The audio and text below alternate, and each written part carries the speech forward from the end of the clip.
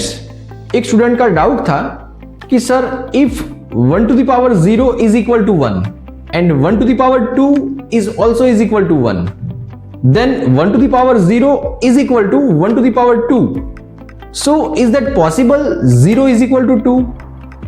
Then I say no. आइए समझते हैं कैसे। क्वेश्चन कुछ इस तरह का था, 1 to the power 0 is equal to 1 and 1 to the power 2 is equal to 1.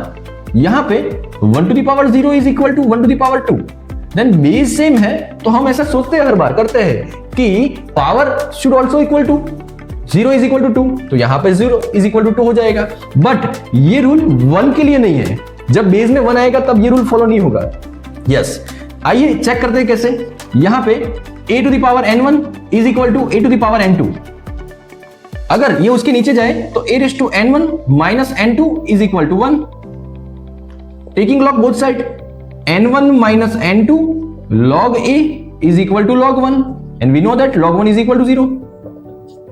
n1 minus n2 log a, यहां पे ऐसा होगा n1 minus n2 is equal to 0 और log a is equal to 0.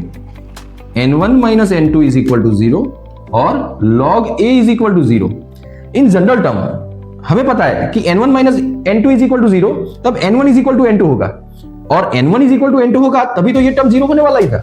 But ये भी तो एक पॉसिबिलिटी है, log a is equal to 0 और log a 0 कब होगा? जब a की वैल्यू 1 होगी तब 0 होगा।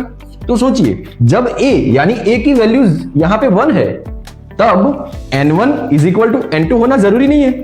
तो यहां पे वही चीज समझाई गई है कि a इज इक्वल टू 1 है तब n1 does not equal to n2। ये रूल 1 के लिए नहीं है। Thank you.